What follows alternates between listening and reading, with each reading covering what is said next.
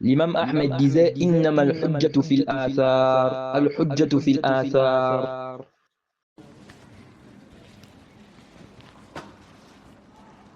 السلام عليكم ورحمة الله وبركاته. إن الحمد لله نحمده ونستعينه ونستغفره ونعوذ بالله من شرور أنفسنا ومن سيئات أعمالنا. من يهده الله فلا مضل له ومن يضلل فلا هادي له، وأشهد أن لا إله إلا الله وحده لا شريك له، وأشهد أن محمدًا عبده ورسوله. يا أيها الذين آمنوا اتقوا الله حق تقاته ولا تموتن إلا وأنتم مسلمون. يا أيها الناس اتقوا ربكم الذي خلقكم من نفس واحدة وخلق منها زوجها وبث منهما رجالا كثيرا ونساء، واتقوا الله الذي تساءلون به والأرحام إن الله كان عليكم رقيبا. يا أيها الذين آمنوا اتقوا الله وقولوا قولا سديدا يصلح لكم أعمالكم ويغفر لكم ذنوبكم، ومن يطع الله ورسوله فقد فاز فوزا عظيما. أما بعد. Louange à Allah, le créateur des cieux et de la terre. On le loue pour tout ce qu'il nous accorde comme bien et comme grâce, et on lui demande de prier sur son prophète Muhammad sallallahu alayhi wa sallam, sa famille, ses compagnons et tous ceux qui les ont suivis jusqu'au jour de la rétribution. Celui qu'Allah a guidé, personne ne peut l'égarer. Celui qu'Allah a égaré, personne ne peut le guider. Nous sommes toujours dans la traduction de l'explication des 6 fondements. Les 6 fondements du Cheikh Muhammad ibn Abdul Wahhab. L'explication du Cheikh Ibn Uthaymin. On s'est arrêté sur le 4e fondement. Le 4e fondement, qui était quoi?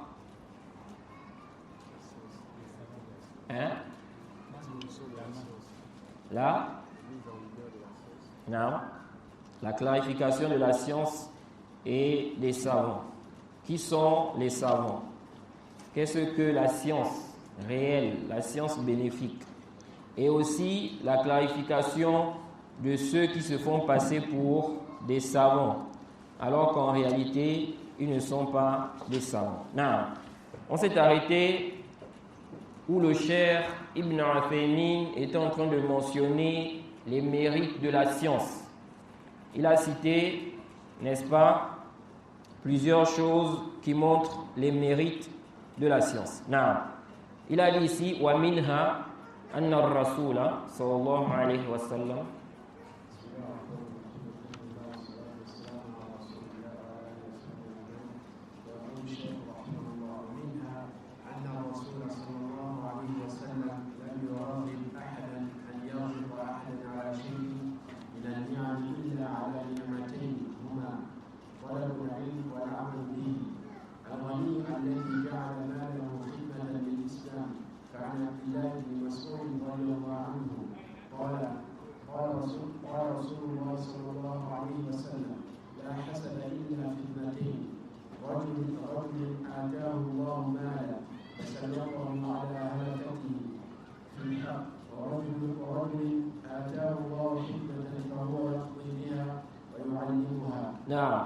Donc parmi les choses qui montrent les mérites de la science, le Cheikh Ibn Uthaymin dit que le messager sallallahu alayhi wa sallam n'a incité personne à envier quiconque à cause d'un bienfait en dehors de 2 bienfaits.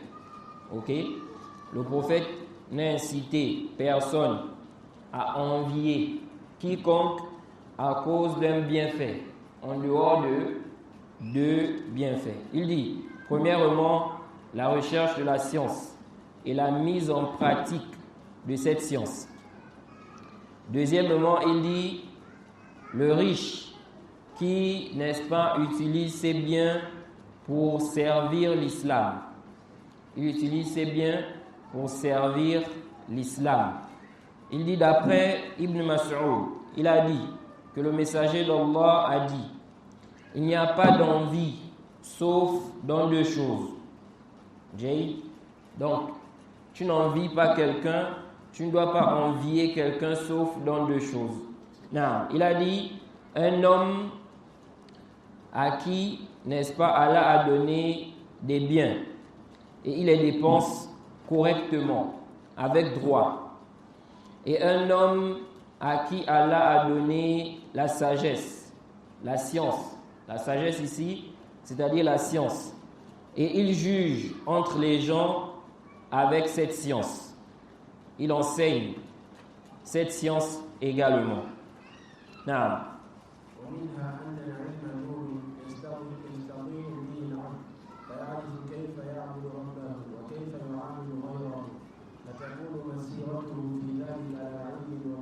Non. Parmi les mérites de la science, il dit ici, la science est une lumière. C'est une lumière à travers laquelle le serviteur est éclairé. À travers la science, il arrive à connaître comment il va adorer son Seigneur et comment il va se comporter avec les autres. Il chemine donc, n'est-ce pas, avec science et clairvoyance. Ok? Il chemine donc dans cela avec science et clairvoyance. Ça te permet de connaître comment tu vas adorer Allah, comment tu vas faire, n'est-ce pas, les adorations. Ça t'évite de tomber dans les innovations. Car tu sais, n'est-ce pas, tu as la connaissance que le prophète n'a pas fait ceci.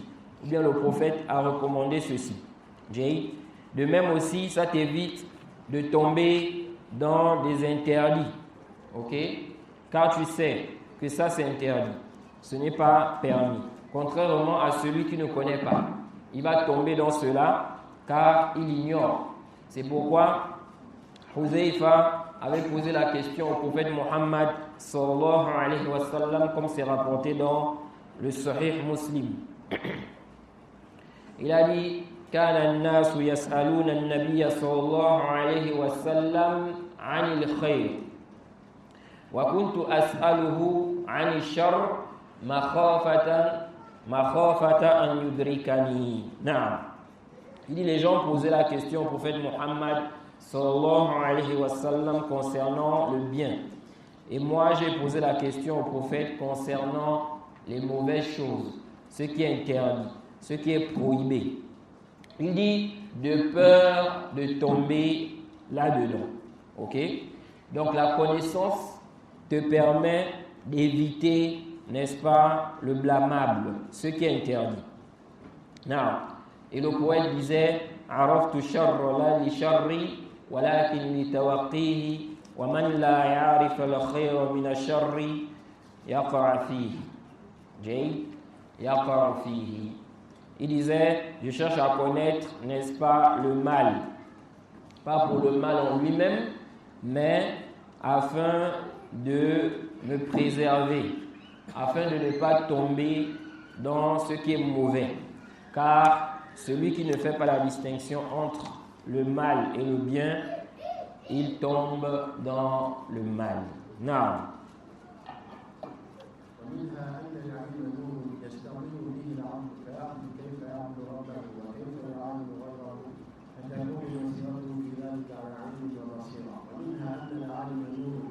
يهتدي به الناس في امور دينهم ودنياهم لا يخفى على كثير من الناس قصه الرجل الذي من بني اسرائيل قتل 99 نفسا فسال رجلا عابدا هل له من توبه فكأن العابد استعظم الامر فقال لا فقتله السائل فأتم به 100 ثم ذهب إلى عالم فسأله فأخبره أن له توبة وأنه لا شيء يحول بينه وبين التوبة ثم دله على بلد أهله صالحون ليخرج إليه فخرج فأتاه في أثناء الطريق والقصة مشهورة. انظر الفرق بين العالم والجاهل. Non, le cheikh Ibn Uthaymin dit ici, parmi les mérites de la science, c'est quoi? C'est que le savant est une lumière à travers laquelle les gens seront guidés dans les affaires de leur religion et dans les affaires de ce bas monde. Ensuite, il dit, beaucoup de gens n'ignorent pas l'histoire de l'homme, n'est-ce pas, l'homme des enfants d'Israël qui avait tué 99 personnes. Il a posé la question à un adorateur. Il lui a demandé, est-ce que je peux me repentir? Si je me repens, est-ce que mon repentir peut être accepté? Et il dit ici, c'est comme si l'adorateur là a vu, n'est-ce pas, que ce qu'il a fait est vraiment grave. Ok? Il a vu que l'affaire est grave, au point où il a pensé qu'il ne peut pas se repentir. Vous voyez, parfois, il y a des gens, du fait qu'ils ont exagéré dans les adorations, n'est-ce pas, ils exagèrent aussi dans la croyance. Ok? Vous allez voir quelqu'un, il a tellement exagéré qu'il va considérer que celui qui consomme de l'alcool, par exemple, c'est un mécréant. Il sort de l'islam. Ok? Il dit comment un musulman peut consommer de l'alcool. Celui qui consomme de l'alcool, il ne peut pas être musulman. Ok? C'est pourquoi le roulou, l'exagération, même dans les adorations, ça peut te conduire, n'est-ce pas, à des mauvaises croyances. Non. Donc, l'adorateur là, il a vu que ce qu'il a fait est grave. 99 personnes. Tu as tué 99 personnes. Donc, il lui a dit quoi? Il lui a dit, tu n'as pas de repentir. Donc, tu ne peux pas te repentir. Non. Et qu'est-ce qui s'est passé? Il a tué. Il a complété 100. Donc 100 personnes. Vous voyez? Et regardez ce que le jahl, n'est-ce pas, fait de la personne. À cause de l'ignorance, qu'est-ce qu'il a fait? Il a été même la cause qu'on le tue. L'autre là, quoi? Il a tué. Ensuite, il est allé voir, n'est-ce pas, un savant. C'est pourquoi le jahl, c'est quelque chose de très dangereux. C'est quelque chose de très dangereux. Tu peux tuer les gens à cause de l'ignorance. Tu peux mettre les gens dans des innovations. Tu peux faire en sorte que des gens soient dans le zina. Tu peux faire en sorte que des gens soient dans le zina à cause du jahl. C'est pourquoi c'est quelque chose de dangereux. On va venir te poser une question sur une mas'ala. Tu vas répondre avec ignorance en disant oui, votre mariage là est valide. C'est un mariage. Alors qu'en réalité, ils sont dans le zina. À cause de quoi? L'ignorance. Ok? Comme ce qui s'est passé aussi au temps des compagnons. Où ils ont été quoi? Un groupe de compagnons. Ils ont été la cause de la mort d'un compagnon. Ok? Donc quelqu'un était blessé au temps du prophète. Il est venu voir, n'est-ce pas, certains compagnons et il leur a demandé, est-ce que j'ai le droit de faire le tayammum dans cet état-là? Ok? Parce qu'il était blessé.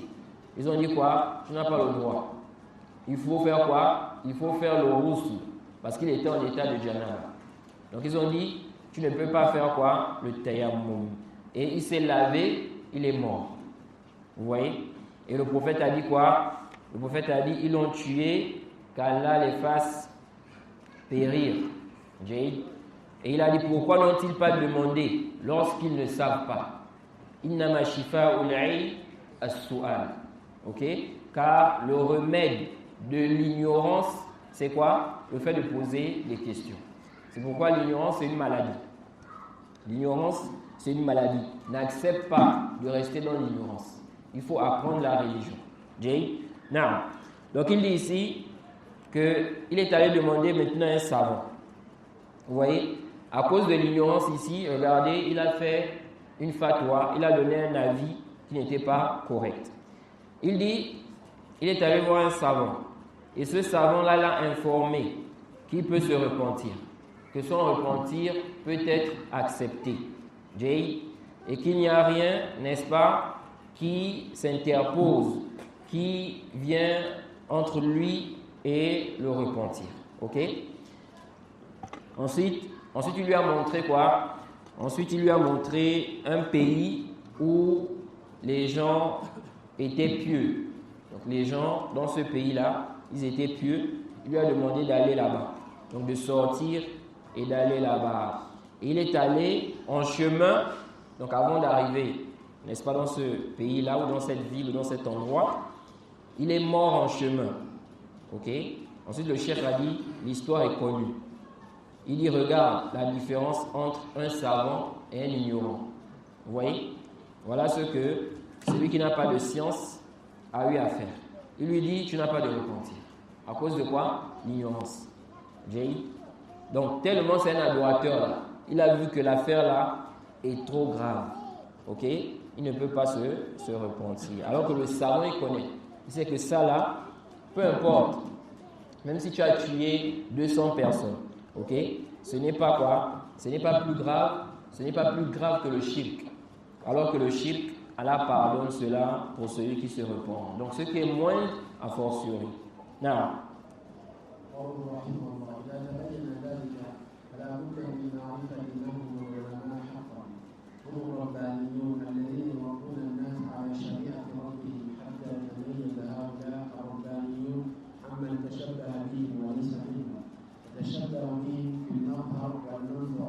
والمقال والفقه في عقل لكنهم ليس عندهم في النصيحة للقلب وإرادة الحق فخيارنا عنده أن يلبس الحق بالباطل ويصوغه بعبارة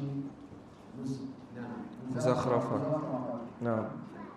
يحسبه الظمآن ماء حتى إذا جاءه لم يجده شيئا بل هو البدع والضلالات الذي يظنه بعض الناس هو العلم والفقه وأن ما سواه لا يتفوه به إلا زنديق أو مجنون. Non. Ensuite, le cheikh Ibn Uthaymin dit, si cela t'est apparu, si cela est clair pour toi, alors il faut impérativement connaître qui sont réellement les savants. Ok? Ensuite, il dit, il s'agit des éducateurs. Donc, les savants éducateurs. Il dit ceux qui éduquent les gens sur la législation de leur Seigneur. Ok? Afin qu'on puisse distinguer ceux-là, donc les savants éducateurs, de ceux qui se font passer pour ces savants éducateurs. Alors qu'en réalité, ils n'en font pas partie. Ok? On avait vu ici, c'est quoi la science réelle. Ok? On a vu les propos d'Ibn Rajab, où il nous explique, n'est-ce pas, la science bénéfique. Qui se rappelle de ce qu'on a dit? Qu'est-ce que c'est? Ce qui nous permet, n'est-ce pas, de voir réellement qui est celui-là qui a la science bénéfique. Non. Qui se rappelle? Non? La science,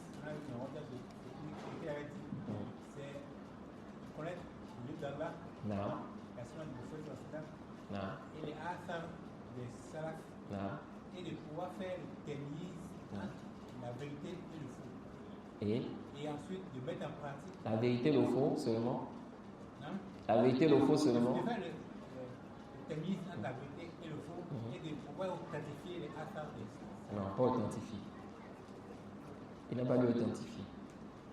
Il avait dit quoi? Parce que si quelqu'un maintenant est savant, il y a des savants aujourd'hui, ils ne peuvent pas authentifier les hadiths. Parce qu'ils ne sont pas connus pour être des muhaddithoun. On ne va pas dire que ce n'est pas des savants. Donc il avait dit quoi? Hein? La vérification. Vérifier, oui. Vérifier. Mais quelle est l'expression qu'Ibn Rajab avait utilisée? At-tamiz. Ok? De pouvoir faire la distinction. De pouvoir faire quoi? La distinction entre ce qui est authentique de ce qui n'est pas quoi? Authentique. Now. Et donc, à travers ça, on peut voir aussi celui-là qui en réalité, n'est-ce pas, n'est pas en train de propager réellement la science. Ok? Comme ceux-là qui mélangent ce qui est authentique de ce qui n'est pas authentique, qui racontent des histoires, qui n'arrivent pas à faire le tamiz entre ce qui est juste de ce qui est quoi? Faux. Donc le cheikh ici dit, il faut impérativement faire la différence. Et on a vu aussi, n'est-ce pas, par rapport au verset que le cheikh avait cité ici là. Ok? On a vu les caractéristiques des gens de science. Ok? L'homme de science, ce n'est pas celui-là qui ne met pas en pratique ce qu'il a comme science. Ce n'est pas celui-là qui ne prie pas, qui a délaissé la prière. Ce n'est pas celui-là qui cache la vérité. Il cache, n'est-ce pas, les sujets, n'est-ce pas, aux gens, comme les questions de manhaj, comme, n'est-ce pas, la mise en garde contre le shirk, contre les innovations. Il ne parle pas de ça. Et on a expliqué que cacher la science là, le fait de ne pas parler du sujet, de ne pas en parler là, ça fait partie du fait de cacher la science. Ok? Si les gens ont besoin de ça, ou bien si ici on te demande, on t'interroge et puis tu n'en parles pas. Ensuite, le cheikh Ibn Uthaymin nous dit ici, il faut donc connaître qui sont réellement les savants éducateurs. Ok? Donc à travers tout ce qu'on a expliqué là, tu peux déjà commencer à distinguer. Si tu vois quelqu'un aujourd'hui, on dit non, c'est un savant. Mais quand tu regardes ses prêches, il ne parle pas des questions de manhaj. Quand tu regardes ses prêches, il ne met pas en garde contre le shirk. Il ne parle pas des mots de la communauté. Ok? Tu comprends que cela ne peut pas être considéré comme un savant éducateur. Ok? Ensuite, il a dit ici, il dit, il faut faire la distinction entre ceux-là et ceux qui se font passer pour eux, donc pour des savants éducateurs. Dans quoi? Dans l'apparence, dans la parole, dans les actes. Ils se font passer pour des savants, ils font des choses qu'en réalité, ce sont les savants qui font ça. Ok? Ce sont les savants qui ont le droit de faire ça. Maintenant, eux, ils n'ont pas atteint ce stade pour faire ça. Mais ils se mettent à faire ça. Ok? Comme certains, n'est-ce pas, qui font des fatwas. Ils donnent des avis juridiques dont ils n'ont pas le droit. Ils n'ont pas le droit de délivrer de tels avis juridiques. Ça revient aux savants. Ok? Pas à eux. Mais eux, ils ont décidé de faire ça. Et ils font comprendre aux gens que ce sont eux les savants. Ok? Qui sont quoi? Les savants. Ensuite, le cheikh a dit, ces gens-là, donc, qui se font passer pour des savants, alors qu'en réalité, ils ne sont pas des savants, il dit ici quoi? Ils ne donnent pas conseil aux créatures. Ok? De même aussi, ils ne veulent pas la vérité. Il dit, le meilleur qu'on trouve chez eux, c'est quoi? C'est qu'ils mélangent. Le meilleur qu'on trouve chez eux, c'est qu'ils mélangent la vérité avec quoi? Le faux. Ok? Donc, ils vont dire, n'est-ce pas, de la vérité, des choses qui sont vraies. Mais ils vont mélanger ça avec le faux. Et c'est avec ça qu'ils égarent les gens. Ok? C'est pourquoi on rappelle toujours qu'il ne faut jamais penser qu'un égaré ne dit que le faux. Tout ce qu'il dit, c'est faux. Non. Forcément, il va dire des vérités. Ok? Mais ce n'est pas un dalil pour le suivre. Voilà un égaré. On a vu que son manhaj, ce n'est pas un bon manhaj. Par exemple, quelqu'un, il dit qu'il ne faut pas parler du shirk. Il ne faut pas mettre en garde contre le shirk. Il ne faut pas parler des innovations. Ça divise la communauté. Ok? Il parle par exemple des choses qui ont un rapport avec les mérites des bonnes actions. Ok? Les mérites quand tu fais les ablutions. Les mérites quand tu pries. Alors celui-là, quand il va parler des mérites concernant les ablutions, il peut dire des vérités. Il va dire le prophète a dit. Allah a dit. Ok? Il va parler des mérites de la prière. Ce qu'il est en train de dire là, c'est la vérité. Mais cela ne justifie pas quoi? Le fait que ce soit quelqu'un qu'il faut suivre ou bien prendre en référence. Et ça, il y a des gens, n'est-ce pas, qui s'égarent avec ça, qui tombent dans des erreurs dans ça. On a vu des gens comme ça, même des prêcheurs. Ok? Il va propager de quelqu'un qui est connu pour être égaré. On lui dit, mais ça c'est un égaré. Quand je suis en train de propager de lui là, les gens qui te suivent vont se dire que c'est quelqu'un de fiable. Il dit quoi? Il dit, je sais que c'est quelqu'un qui a des problèmes. Mais ce qu'il a dit là, c'est une vérité. Ok? Donc, c'est à cause de ça qu'il propage. Ça, c'est quoi? Ça, c'est quoi? C'est une erreur. Ok? Même si ce qu'il a dit, c'est une vérité. Ça ne te donne pas le droit maintenant de propager de lui, de le mettre en avant. Parce qu'en le faisant, tu vas tromper les gens. Tu vas tromper les gens qui te suivent. les gens qui ont confiance en toi, ok, ils vont penser que ce dernier, c'est quelqu'un qui est bien guidé. Et tu ne dois pas dire non, il a dit une vérité. Ou bien tu dis, est-ce que ce qu'il a dit là, c'est faux? Donc quand on vient te reprocher ça, tu dis, est-ce que ce qu'il a dit est faux? Là n'est pas le problème. Même les chiites disent des vérités. Ok? Même les chiites disent des vérités. Ce n'est pas une raison pour propager d'eux. Donc il faut un tafsir. Tu vas propager d'un chiite. Tu mets la vidéo ou bien l'audio. Suivez le dars. Ok?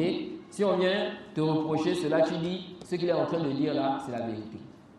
Ça c'est quoi? Ça ce n'est pas le manhaj des gens de la sunna. Subhanallah. Ibn Sirin, dans le Sahih Muslim, il dit, avant les gens ne posaient pas la question concernant le isnad.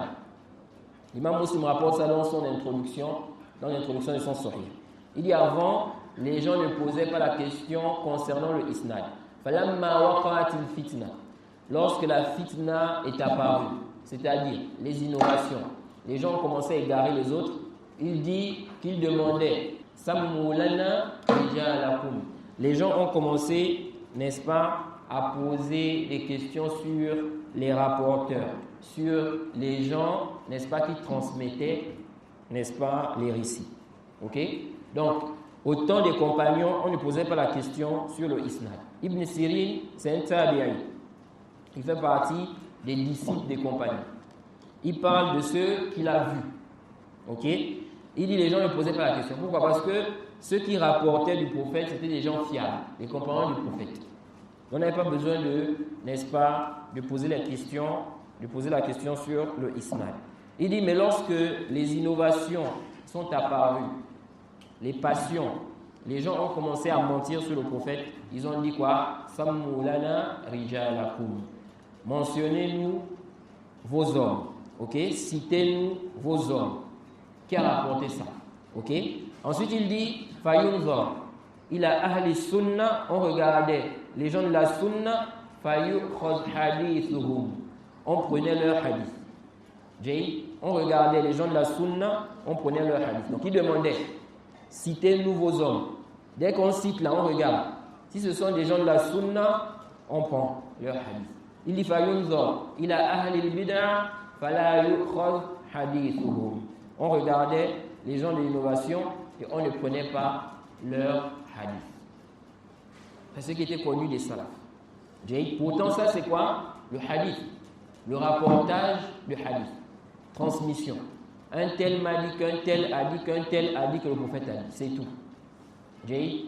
Ce n'est pas, n'est-ce pas, le sharh. Là, on parle même seulement de la transmission du hadith. Que dire du sharh, a fortiori? C'est pourquoi les gens qui ont pris le fait que certains salafs, n'est-ce pas, voyaient qu'on peut prendre les ahadiths des gens de l'innovation pour dire qu'on peut prendre la science des innovateurs, ils ont commis une grave erreur ici. Ok? Parce que les salafs qui ont vu la perdition, ok? Ce n'est pas un sujet où il y a quoi? Unanimité. Ok? Il y a des salafs qui voyaient catégoriquement qu'on ne prend pas le hadith d'un innovateur. On ne prend rien de lui. Mais il y a certains qui ont vu qu'on peut prendre le hadith. Ok? Ceux qui ont vu ça là, ils ont vu ça comme une contrainte. Ok? Ils ont vu ça comme une contrainte car ils se sont dit qu'il y a des hadiths qui sont rapportés par des gens de l'innovation et qu'on ne retrouve pas chez les gens de la sunna. Et que si on laisse ça, n'est-ce pas, on va perdre des hadiths. Donc, ils ont décidé de prendre des hadiths des gens de l'innovation qui étaient véridiques, qui ne sont pas connus pour mentir. Non. Alors, ces salafs qui ont autorisé là, ils n'ont autorisé ici que quoi? Le rapportage. Ok? Ce n'était pas la science.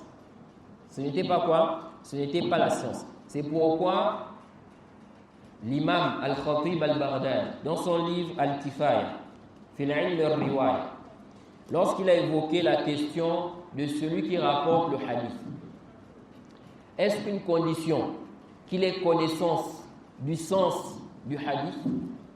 Quelqu'un rapporte un hadith. Un tel m'a dit qu'un tel a dit que tel a dit que tel a dit que le prophète a dit.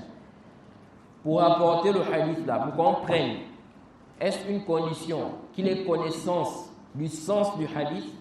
Il a dit quoi? Il a dit non. Pourquoi? Il dit parce que ici, là, n'est-ce pas, on a juste besoin du terme du hadith, les alphas. Ok? Concernant le sens du hadith, on revient aux savants. On revient aux gens qui ont la science. Ok? Ce sont eux maintenant qui vont expliquer. Vous voyez? Donc, Al-Khatib al-Baghdadi a montré ici la différence qu'il y a entre la science qui est donc l'explication, le sharh, et puis la science qui est quoi? Qui est le rapportage. Ok? Le rapportage est différent du sharh. Ok?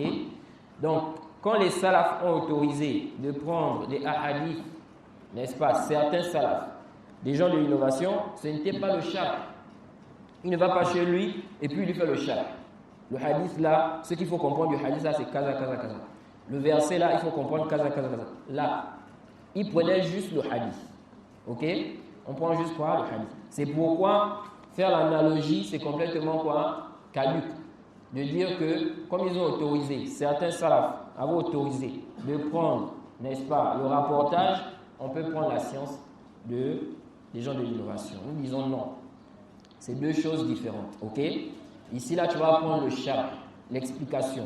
Il te fait le sharh d'un livre. Il te fait le sharh, n'est-ce pas, l'explication des versets du Coran. C'est différent d'un simple rapportage. Ok? Et parmi les sagesses dans l'interdiction de prendre la science des innovateurs, c'est quoi? C'est qu'il va te mettre des shubhat. Ok? Il va t'égarer. Il va mettre sa compréhension des textes, la compréhension des gens du faux, donc quoi, dans les textes là, et ça va t'égarer. Et il y a plusieurs mafasid dans cela. C'est pourquoi le Cheikh Ibn Uthaymin, dans son explication, n'est-ce pas, du Muqaddimah du Sahih Muslim, quand il a évoqué le récit d'Ibn Sirin qu'on a cité là, il a évoqué cette question-là. Il dit, il y a des gens qui posent la question concernant le fait d'aller prendre la science auprès des innovateurs. Et là, le Cheikh Ibn Uthaymin a évoqué l'exemple de quelqu'un qui est savant, mais il a des innovations, ok? Et il maîtrise une discipline parmi les disciplines, ok? Ça peut être la grand-mère ou bien l'héritage. Regardez, hein, le Cheikh Ibn Uthaymin est en train de parler de quelqu'un qui est innovateur, mais qui maîtrise une discipline. Il dit quoi? Il explique qu'il ne faut pas y aller. Et parmi les choses que le Cheikh a mentionnées, il dit car on craint qu'il t'égare, qu'il va t'égarer. Et il explique car les gens de l'innovation, la majorité sont éloquents. La majorité des gens de l'innovation sont quoi? Éloquents. Le Cheikh Ibn Uthaymin dit ça. Donc ils peuvent t'égarer. Et quand vous regardez aujourd'hui les gens de l'innovation, vous allez voir, beaucoup sont éloquents. Quand ils parlent là, tu as le goût d'écouter. Et il y a des gens qui prennent ça comme Dali. Ils disent quoi? Un tel, il parle bien. Ah, l'imam là, il parle bien. Mais quand tu regardes le fond, il ne dit rien. Ok? Ou bien, il met des shubhat. Ok? Nous ici, on regarde quoi? On regarde le fond. On ne regarde pas seulement la forme. Ok? Parce que l'éloquence là, quand quelqu'un utilise son éloquence pour égarer les gens, en réalité, c'est quoi? C'est la forme qui l'arrange. Mais le fond là-bas, c'est quoi? C'est le batil, c'est le faux. Donc le Cheikh Ibn Uthaymin a expliqué qu'il ne faut pas y aller et il dit, car on craint quoi? Que l'innovateur là t'égare. Ok? Il dit même si c'est la grand-mère, même si c'est quoi? La langue arabe. Il dit dans les exemples là, il peut t'égarer. Ok? Now. Donc ici là, le Cheikh a dit quoi? Il dit ici que ces gens-là, ils font quoi? Ils mélangent le faux et le vrai. Now, et il dit, ils utilisent des expressions embellies. Ok? Donc, ils vont utiliser des belles paroles en apparence. Ok? Des paroles, des expressions, vraiment quand tu regardes ça, c'est éloquent. C'est beau. Ok? Mais il fait passer le faux à travers cela. Non, c'est pourquoi le Cheikh a dit ici que celui qui a soif, il pense que c'est de l'eau. La soifée pense que c'est de l'eau. Au point où lorsqu'il arrive, il trouve quoi? Qu'il n'y a rien. Donc ici, le Cheikh a donné ça comme, n'est-ce pas, un exemple. Ok? Comme une parabole. C'est comme le mirage. Ok? Le mirage. Quand tu regardes de loin, tu vois comme s'il y a l'eau là-bas. À cause du soleil qui frappe et tout, tu te dis qu'il y a l'eau. Mais quand tu vas avancer, quand tu vas arriver là-bas, tu vas voir que quoi? Il n'y a pas l'eau. Ok? C'est comme ça. Quand tu regardes, tu écoutes, en apparence, tu vois que c'est beau. Mais le fond là, il n'y a rien. C'est l'égarement. Il ne dit rien. Ok? Il ne dit absolument rien de correct ou bien de concret. Non. Ensuite, le cheikh a dit, il dit ici, quand il arrive, il va voir quoi? Qu'il n'y a rien. Plutôt, ce sont des innovations et des égarements. Donc, certaines personnes pensent que c'est la science, c'est la bonne compréhension. Ok? Et que celui qui dit le contraire, ok? C'est soit un hérétique, un zindir ou bien un fou. Ok? Donc, celui qui vient dire, il vient prêcher la sunna authentique là. Parfois, on voit que quoi? Il y a des gens qui vont dire il est fou. Il n'est pas normal. Tellement les gens sont dans le faux. Ok? Les gens sont tellement dans le faux que quand lui, il vient avec la vérité là, c'est étrange. C'est complètement étrange pour les gens. Et donc, les gens voient qu'il est fou. Ils disent, mais lui là, vraiment, il doit avoir des problèmes. Comment il peut dire que telle chose c'est une bid'a? Comment il peut dire ça? Jay? Ils vont dire, on n'a même pas besoin de continuer à l'écouter. On ne l'écoute même pas. Ce qu'il dit là, on sait que c'est quoi? C'est l'égarement. Pourquoi? Parce que les gens sont habitués au faux. Non. Ensuite, le cheikh a dit, non.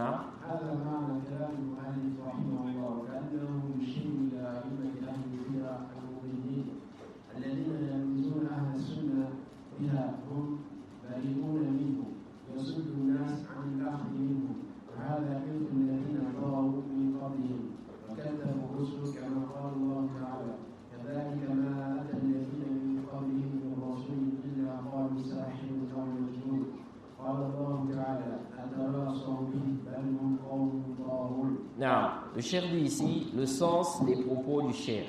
Donc le cheikh Muhammad ibn Abdul Wahhab. Il dit c'est comme s'il fait allusion ici aux imams des gens de l'innovation qui égarent les gens. Ceux-là qui, n'est-ce pas, accusent les gens de la sunna pour ce dont ils sont innocents. Ok? Il leur donne des sobriquets. Ceux-là, ce sont des madakhila. Ceux-là, ce sont des wahhabiyya. Ceux-là, n'est-ce pas, ce sont des murji'a. Ceux-là, ce sont des ceci et cela. Ok? Tout ceci pour faire fuir les gens, n'est-ce pas, de la vérité en réalité. Pour éloigner les gens des gens de la sunna.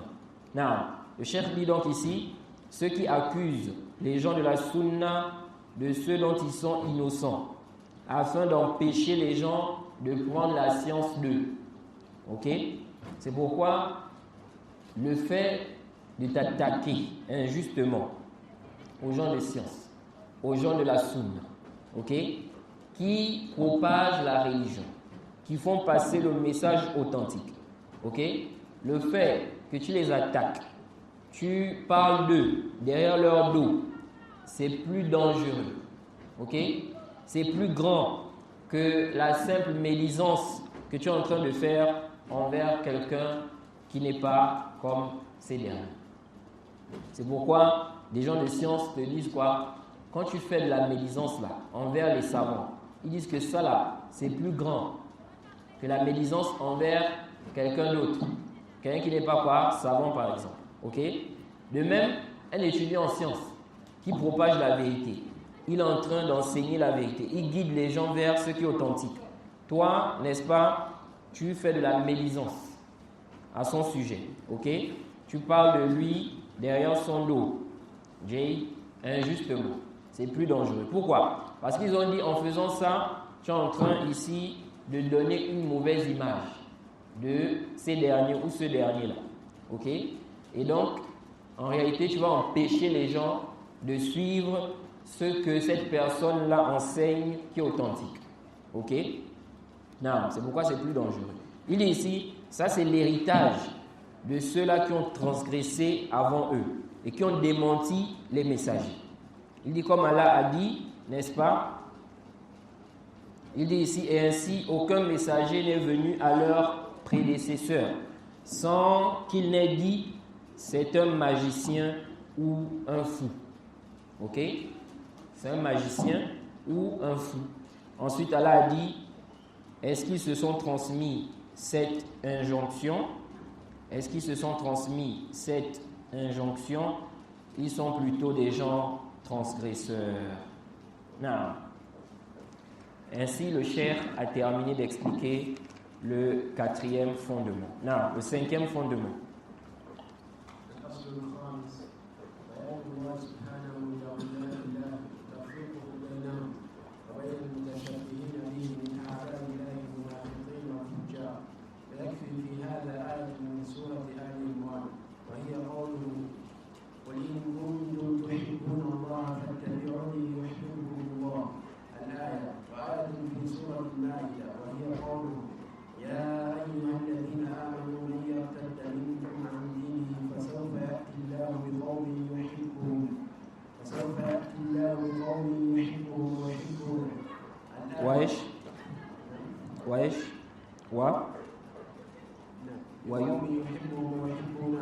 ويحبونه نعم الآية وآية في يونس وهي قوله ألا إن أولياء الله لا خوف عليهم ولا هم يحزنون الذين آمنوا وكانوا يتقون. نعم. Ensuite, le cheikh Mohammed Ibn Abdul Wahhab nous explique le 5e fondement. Ok? Ça, c'est l'avant-dernier fondement.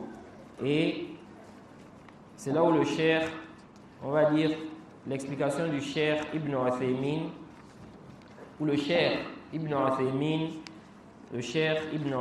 a beaucoup tiré, ok, concernant ce fondement-là. Mais c'est surtout parce que il a mentionné ici des propos du cheikh l'Islam Ibn Taymiyyah, n'est-ce pas, concernant les alliés d'Allah et la différence à faire entre les alliés d'Allah et les alliés du diable. Non. Donc ici, il a dit 5e fondement, la clarification de qui sont les alliés d'Allah. Ok? Qui sont les alliés d'Allah? Et la distinction, la différence, n'est-ce pas, entre ces derniers, donc les alliés d'Allah, et ceux qui se font passer pour ses alliés, donc les alliés d'Allah, alors qu'ils ne le sont pas. Parmi les ennemis d'Allah, les hypocrites et les pervers. C'est pourquoi le pervers n'est pas considéré comme allié d'Allah.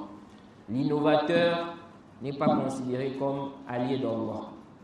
Donc ceux-là qui, n'est-ce pas, utilisent cette expression wali. Il dit c'est un wali. Ok? Un tel c'est un wali. Quand on regarde, c'est un mubtadi', c'est un innovateur. Ou bien c'est un pervers.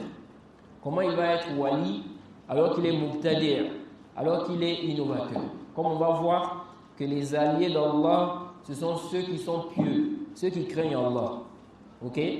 S'il est mubtadi', comment il va être allié d'Allah? S'il est pervers, comment il va être allié d'Allah? Non. Donc il dit ici, parmi les ennemis d'Allah, ok, les hypocrites et les pervers. Donc ceux qui se font passer pour des alliés d'Allah, alors qu'en réalité, ils ne font pas partie des alliés d'Allah. Il a dit parmi les ennemis d'Allah, n'est-ce pas, les hypocrites et les pervers. Ok? Ceux-là ne sont pas les alliés d'Allah. Ensuite, il a dit, et un verset de la sourate, la famille de Imran, suffit pour élucider cela. Ok? Suffit pour élucider cela amplement. Il dit, puis, la plupart, donc là il a cité, après avoir, n'est-ce pas, dit cela, il a cité les versets. Quels sont ces versets? C'est le verset 31 de la sourate 3, où Allah dit quoi? Dit, si vous aimez Allah, suivez-moi. Allah va vous aimer. Ok? Allah va vous aimer. Parce qu'on parle de la wilaya. Ok? La wilaya, ou bien la walaya, qu'est-ce qui est visé? Le statut d'allié. En réalité, c'est quoi? Al-mahabba wa nusra. Ok? L'amour et le secours. Ok? L'amour et le secours. Donc quand on dit que quelqu'un, c'est un allié d'Allah, ça veut dire qu'Allah l'aime. Et ça veut dire qu'Allah, n'est-ce pas, va le secourir. Ok? Donc ici, là, il a dit quoi? Il dit qu'Allah a dit, si vous aimez Allah, suivez-moi. Allah va vous aimer. Donc, si ici, là, quelqu'un, ok, prétend être l'allié d'Allah, mais on se rend compte qu'il ne suit pas le prophète, nous disons quoi? Qu'il n'est pas allié d'Allah. Pourquoi? Parce que l'allié d'Allah, Allah l'aime. Ok? Et Allah a dit ici, là, si vous aimez Allah, suivez-moi, Allah va vous aimer. Ok? Donc si tu veux qu'Allah t'aime, il faut suivre le prophète. Donc ici, là, nous disons que si quelqu'un dit qu'il est allié d'Allah, en réalité, il est en train de prétendre qu'Allah l'aime. Ok? Parce que le statut d'allié, dans ça, on a quoi? L'amour. Ok? Bon, maintenant, si en réalité tu prétends qu'Allah t'aime, mais on se rend compte que tu ne suis pas le prophète, ça c'est la preuve qu'Allah ne t'aime pas. Ok? Pour nous ici, là, si on voit que tu ne suis pas le prophète, ok, c'est la preuve qu'Allah ne t'aime pas. Car Allah a dit In kuntum tuhibbuna Allah fattabi'uni yuhibbukum Allah. Ensuite, il a cité un verset dans la sourate 5, le verset 54 de la sourate 5, où Allah a dit quoi? Quiconque parmi vous apostasie de sa religion, Allah fera venir un peuple qu'il aime et qu'il aime. Ok? Allah fera venir un peuple qu'il aime et qu'il aime. Et ça aussi, ça prouve qu'Allah aime. Ok? Parmi les attributs d'Allah, on a quoi? L'amour. Ok? Allah aime. Donc il y a des gens qu'Allah aime. Et il y a des gens qu'Allah déteste, qu'Allah n'aime pas. Et c'est pas aussi comme, n'est-ce pas, certaines sectes qui se sont égarées dans la question des noms et attributs. Ok? Il y a des gens qui se sont égarés concernant cela. Ils vont dire ici l'amour, par exemple, ce n'est pas l'amour. C'est plutôt le fait qu'Allah leur donne des récompenses. Ils sont récompensés. C'est ce qui est visé ici. Quand on dit qu'Allah l'aime, ou bien Allah les aime. Ok? Ça c'est complètement batilun. Ok? L'amour c'est un sens réel. L'amour a un sens réel qui est connu. Et quel est le sens de l'amour? Ok? Quel est le sens de l'amour? Comme des gens de science ont expliqué, l'amour est connu. Ok? Tu ne peux pas définir ça. Ok? Tu ne peux pas définir ça. C'est connu. Les gens connaissent c'est quoi l'amour. Ok? Ce n'est pas tout terme, tout mot qu'on définit. Il y a des choses, si tu veux définir ça là, tu vas rendre ça plus compliqué. Ok? Parce que c'est déjà clair, c'est déjà, n'est-ce pas, connu. Ok? C'est pourquoi on dit clarifier ce qui est déjà clair, ça fait partie des choses les plus difficiles. Ok? Ça emmène des problèmes. Lorsque quelque chose est déjà clair, toi tu cherches encore à clarifier soi-disant, tu peux rendre ça difficile. Ok? Donc, l'amour, nous disons, l'amour est connu. Ok? C'est un sentiment qui est, n'est-ce pas, qui est marouf, qui est quoi? Qui est connu. Donc, l'amour est connu, on n'a pas besoin de définir cela. Non.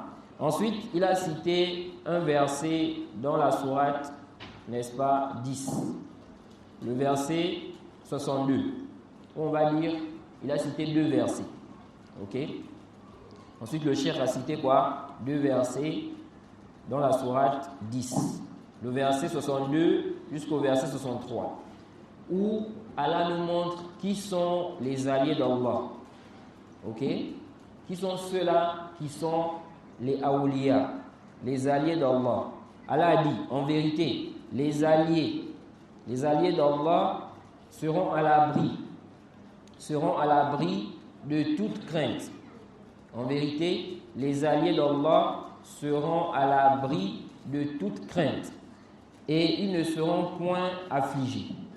Qui sont-ils? Allah dit, ceux qui croient et qui craignent Allah. ceux qui croient et qui craignent Allah. Jay, alladhina amanu wa kanu yattaqun. Ok? Ceux qui croient et qui craignent Allah. Donc celui qui n'est pas croyant, il ne peut pas être allié d'Allah. Un kafir par exemple, il ne peut pas être allié d'Allah. Deuxièmement, il croit, mais il n'est pas pieux. C'est un pervers ou bien un innovateur. Il n'est pas quoi? Il n'est pas allié d'Allah. Non. Ensuite, le cheikh a dit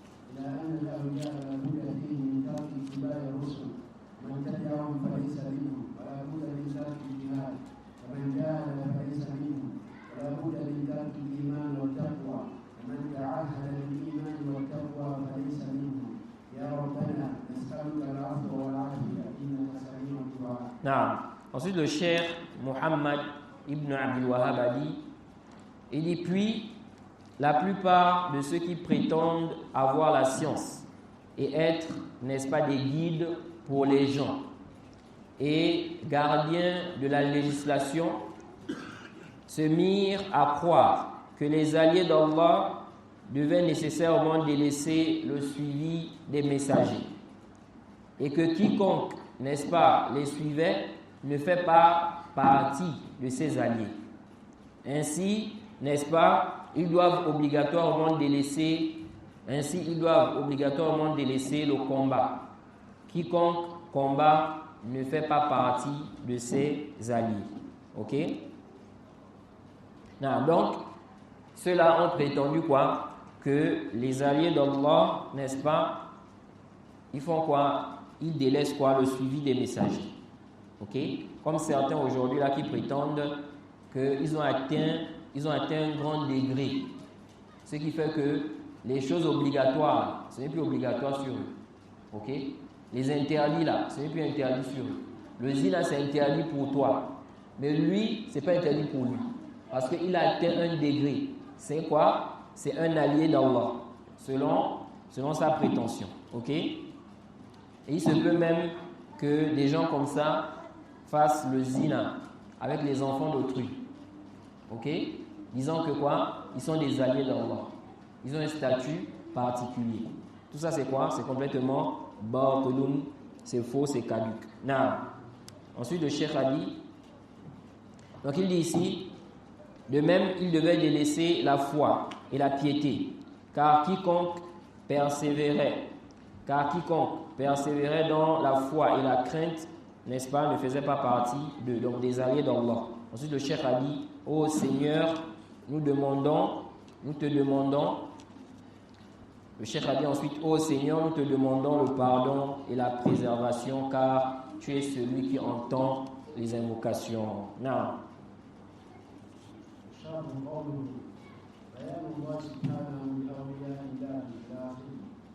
أولياء الله تعالى هم الذين آمنوا به واتقوه واستقاموا على دينه وهم من وصفهم الله تعالى بقوله ألا إن أولياء الله لا خوف عليهم ولا هم يحزنون الذين آمنوا وكانوا يتقون فليس كل من يدعي الولاية يكون وليا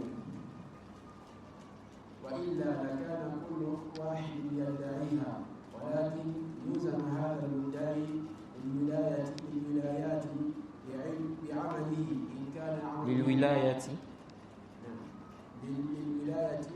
بعمله إن كان عمله الإيمان والتقوى فإنه ولي وإلا فليس بولي وفي دعواه الولاية تزكية لنفسه وذلك ينافي تقوى الله عز وجل لأن الله تعالى يقول فلا تزكوا أنفسكم هو أعلم بمن اتقى. Le cheikh Ibn Uthaymin commence à expliquer les propos du cheikh Muhammad Ibn Abdul Wahhab ici. Il dit, les alliés d'Allah, ce sont ceux-là qui ont cru et qui craignent Allah. Ok? Ils ont eu la crainte d'Allah. Et il dit, ils se sont tenus sur la droiture. Ok? Sur sa religion. Et il dit, il s'agit de ceux qui ont été décrits par Allah. Lorsqu'il a dit, n'est-ce pas, que les alliés d'Allah seront à l'abri de toute crainte et ne seront point affligés. Ok? Et il a dit quoi? Ceux qui croient et qui craignent Allah. Ensuite, le cheikh a dit, alors, ce n'est pas tout celui qui prétend avoir le statut d'allié qui est réellement un allié. Ok? Il dit sinon, tout le monde peut prétendre cela. Ok? Il dit cependant, on va juger celui qui prétend, n'est-ce pas, être un allié d'Allah par rapport à ses œuvres. On va peser ces œuvres-là au regard de la législation. Il dit ici, si on remarque que ces œuvres, ok, sont, n'est-ce pas, la foi, la piété, la crainte, alors c'est un allié d'Allah. Sinon, il n'est pas quoi? Allié d'Allah. Ensuite, il dit, dans sa prétention qu'il est allié ou qu'il a le statut d'allié, il y a, n'est-ce pas, dedans une forme, ou bien il est en train de se vanter, ok? Il est en train de vanter sa propre pureté, ok? Ses propres mérites. Et ceci contredit la crainte d'Allah. Car Allah a dit, et ne vantez pas vous-même votre pureté. Allah c'est mieux qui le craint, qui est pur. Ok? Parce que quand tu dis que tu es un allié d'Allah, ça veut dire quoi? Parce qu'Allah a dit, ceux qui ont cru et qui le craignent. Donc quand tu dis je suis un allié d'Allah, ça veut dire que tu crains Allah. Tu es en train de dire que tu crains Allah. Tu es pieux. Allah dit ici, ne vantez pas vous-même votre pureté. Allah sait mieux qui le craint. Ok? Now, ensuite il a dit,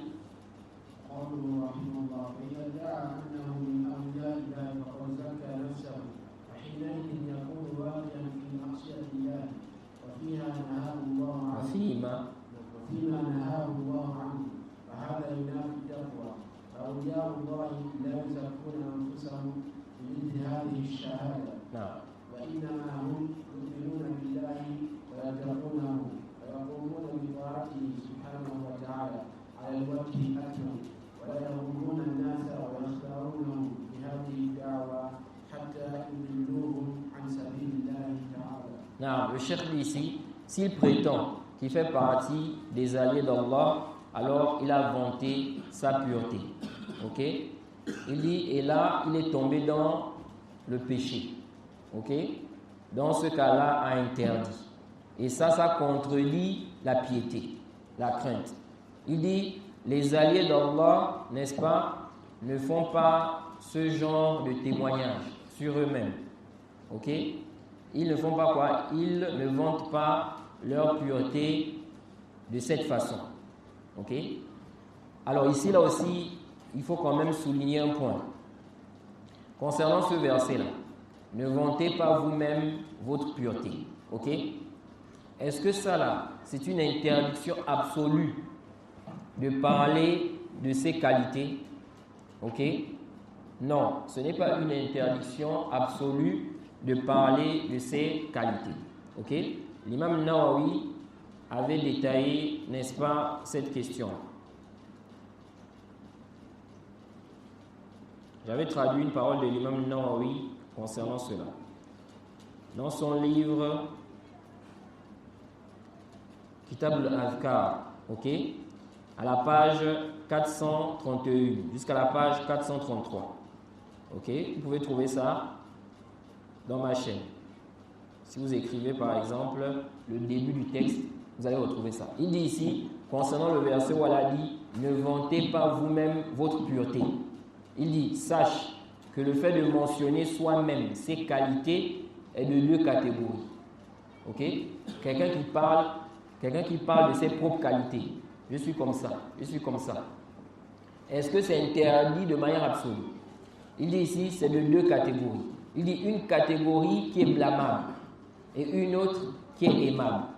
Il dit celle qui est blâmable est celle où l'on mentionne ses propres qualités par vantardise, dans le but de se vanter, de montrer qu'on est au-dessus des autres, où la personne cherche à se distinguer de ceux qui sont de la même génération qu'elle, ou dans le but, n'est-ce pas, ou dans un but semblable à ce genre de choses. Ça, c'est prohibé. Ok? Ensuite, il a dit, Quant à la catégorie aimable, c'est celle où l'on mentionne ses propres qualités, ses bienfaits, s'il y a un intérêt religieux.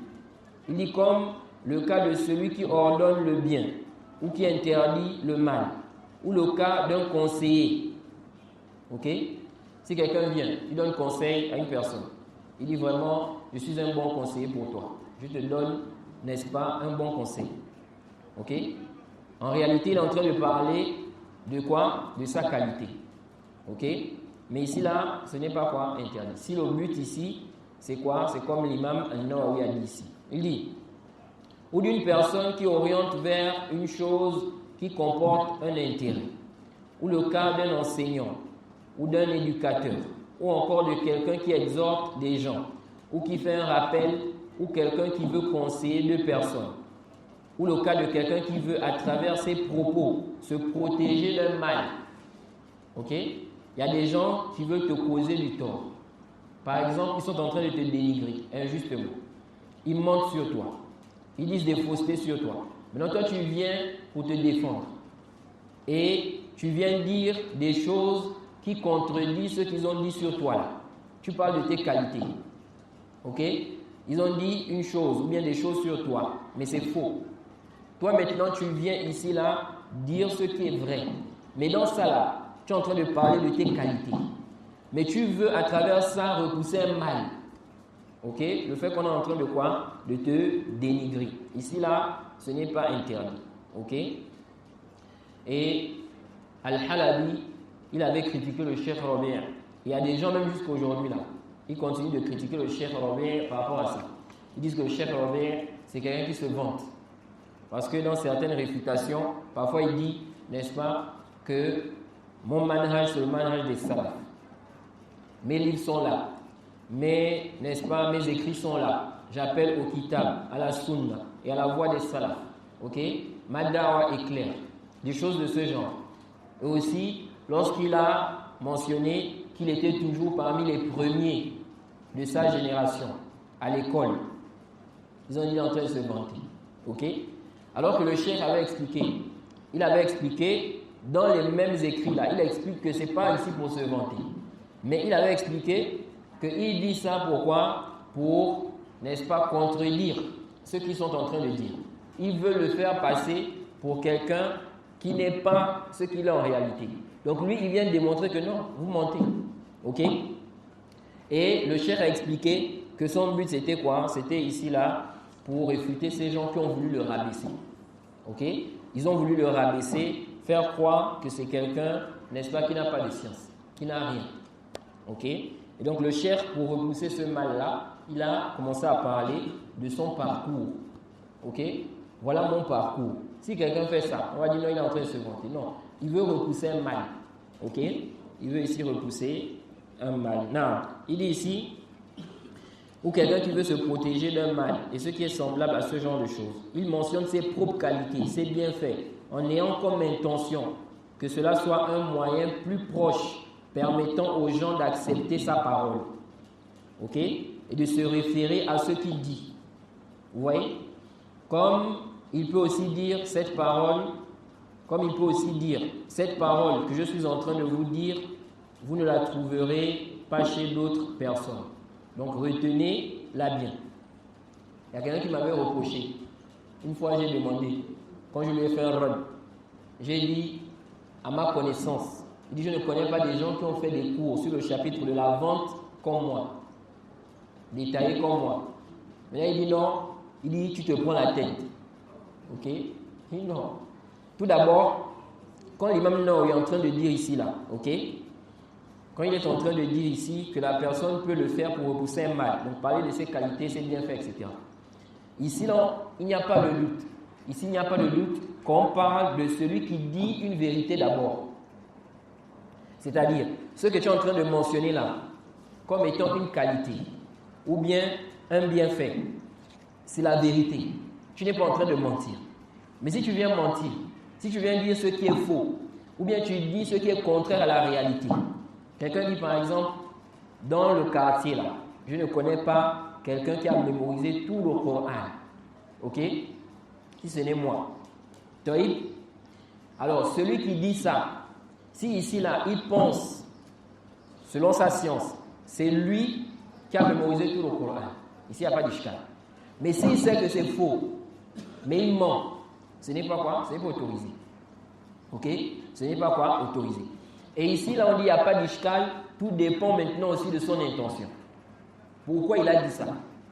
S'il dit ça pour se vanter, ce n'est pas permis.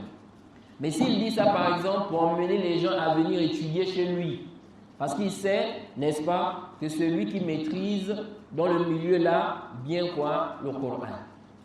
Ok? La récitation, le tajwid. Donc ici, là, il va dire ça pour inciter les gens à venir vers lui. Ok? C'est comme quelqu'un qui va venir dire, dans les affaires de dunya par exemple. Ok? Il vient dire, je suis diplômé de ceci ou cela. Ok? Son but ici, c'est quoi? C'est qu'on le place dans le poste de celui qui est qualifié pour ça, qui a ces diplômes-là. Ok? Ou bien son but ici, c'est qu'on écoute ce qu'il dit. Pour qu'on puisse écouter ce qu'il dit, parce qu'il sait qu'il a fait des études pour ça. Ok?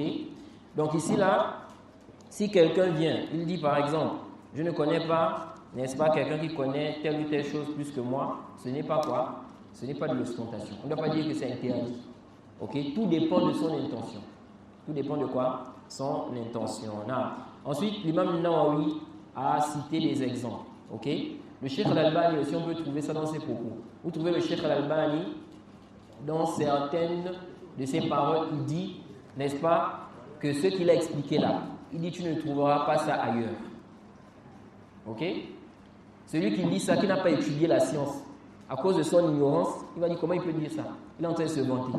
Comment il peut dire que tu ne peux pas trouver ce qu'il a mentionné là, tu ne vas pas trouver ça ailleurs? Ce n'est pas, n'est-ce pas, une façon de se vanter. C'est pour t'inciter à, n'est-ce pas, à vraiment prendre cela à cœur. Ce qu'il est en train de dire là. C'est pour t'inciter à venir lire, à profiter de ce qu'il a dit. Jay, quand tu vas savoir que ça là, tu ne vas pas trouver ça ailleurs, alors tu vas faire plus attention. Jay, tu vas te concentrer sur cela. Et plusieurs savants avaient l'habitude de dire ce genre de choses. C'est pourquoi non, il a dit ici, il peut dire, n'est-ce pas, il a dit quoi? Cette parole que je suis en train de vous dire, vous ne la trouverez pas chez d'autres personnes. Donc retenez-la bien. Pas de problème. Jay, je ne connais pas un frère qui a détaillé tel chapitre comme moi. Ce n'est pas un problème. Si ton intention ici, c'est quoi? C'est pour que les gens vraiment accordent de l'importance à ça. Pourquoi? Parce que c'est rare. Ou bien ils ne vont pas trouver ça. Donc tu vas attirer leur attention sur cela. Ou bien, n'est-ce pas, ça peut être une circonstance aussi qui t'emmène à mentionner cela. Non. Donc sa parole ici, on ne va pas lire tout ça parce qu'elle est très longue. L'imam Nawawi a cité les preuves qui montrent qu'on peut parfois parler de ses qualités sans que ça ne rentre dans l'interdiction qui est mentionnée dans le verset. Non. Ensuite, le Cheikh Ibn Uthaymin a dit quoi ici? Il dit donc, les alliés d'Allah ne font pas ce genre de tazkiyah, ce genre de témoignage, en disant quoi? Je suis un allié d'Allah. C'est comme le fait de dire que tu es savant. Quand vous regardez les savants, vous n'allez pas voir un savant qui va dire je suis savant. Ok? Vous connaissez un savant qui dit ça? Il dit je suis savant. Mais vous allez voir des ignorants, n'est-ce pas? Ils s'énervent. Si on dit qu'ils ne sont pas des savants, là, des docteurs en Afrique, là, ils se fâchent. Qui vous a dit que c'est un savant? Il est en colère. Ok? Il veut qu'on dise qu'il est savant. Eux-mêmes, parfois, ils disent, hein? Nous, les savants, nous avons déjà tranché dans cette affaire. On a déjà donné la vie juridique. Ok? Donc, le chef dit, ils ne font pas ce genre de témoignage. Il dit ici, là, qu'ils croient en Allah et ils craignent Allah. Et ils font, n'est-ce pas, ce qu'Allah demande de faire. Ils lui obéissent. Ils lui obéissent, il dit ici de la manière la plus parfaite. Ok? Ensuite, il dit, il ne trompe pas les gens avec ce genre de prétention, jusqu'à ceux qui les égarent du chemin d'Allah. Contrairement à ceux-là qui trompent les gens avec ça. Ils disent qu'ils sont des alliés d'Allah et ils égarent les gens comme ça.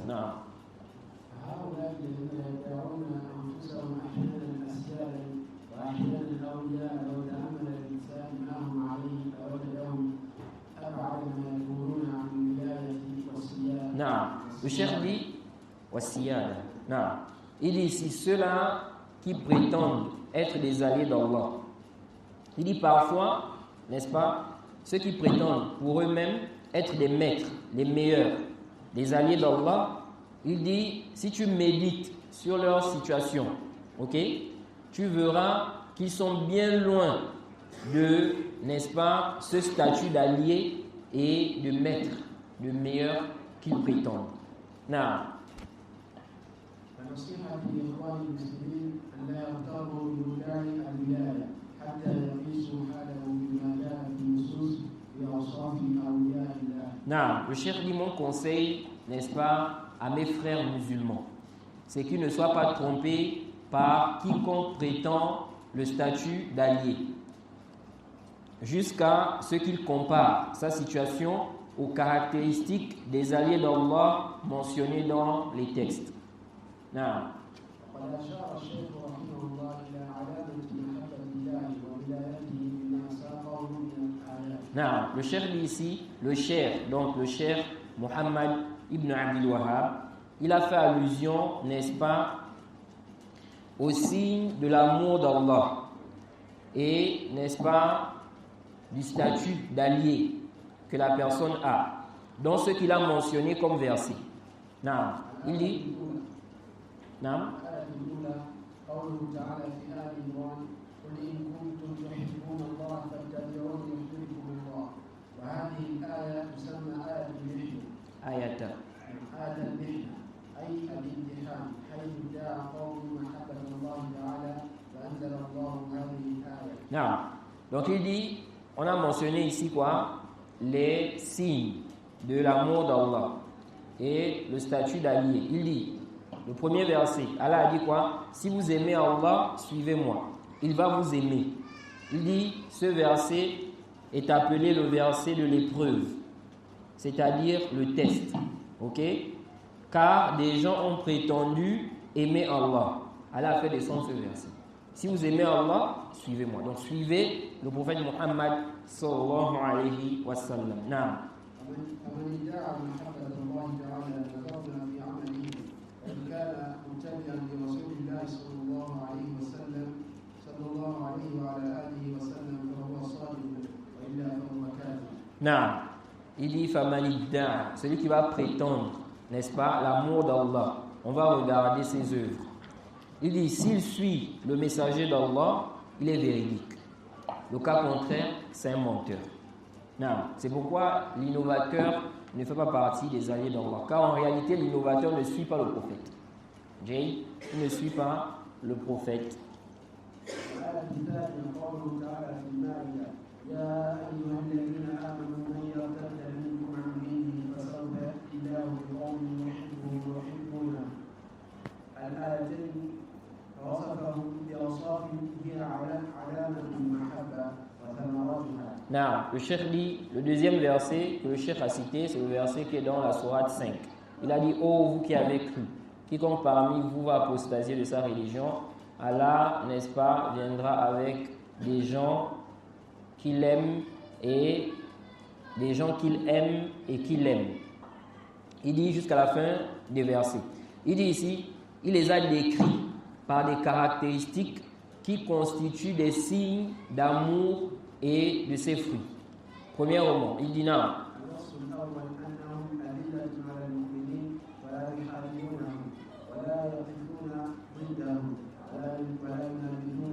Non. Première caractéristique. Il dit ici là, ils sont quoi? Ils sont modestes. Modestes envers les croyants et fiers et puissants envers les mécréants. Ok? Ils luttent dans le sentier d'Allah. Alors ici là, si on regarde bien, on ne voit pas cela mentionné dans ce que le cheikh a cité. Ok?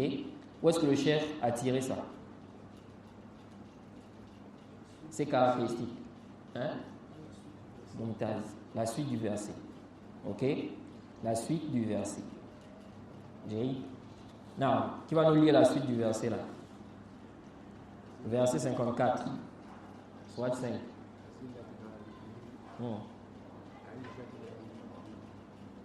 En français.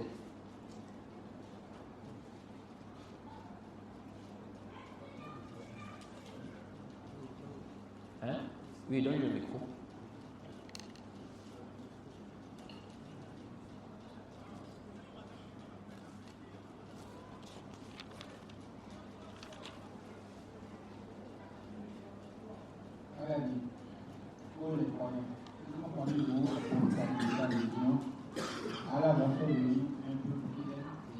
Non, c'est ce que le cheikh a cité ici. Non. Non. Non.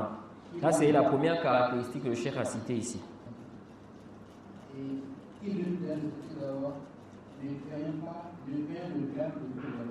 Non.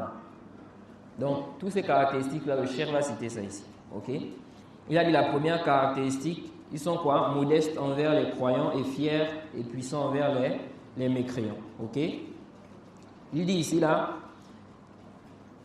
ils ne font pas quoi? Ils ne font pas la guerre aux croyants. Ok? Ils ne se dressent pas contre eux. Ils ne s'opposent pas à eux. Non. Ensuite, al-wasf al-thani.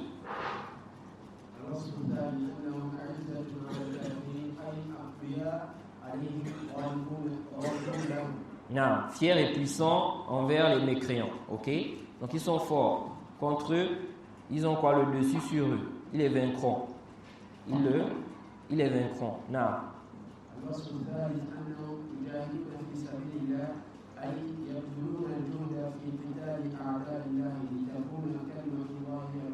Non. Donc ils combattent dans le sentier d'Allah. Ok? Ils déploient des efforts pour combattre les ennemis d'Allah. Afin que la parole d'Allah soit la plus haute. Non. Donc ça c'est la troisième caractéristique. Non. Quatrième caractéristique. Ça s'est arrêté. Le micro. Bien c'est déchargé.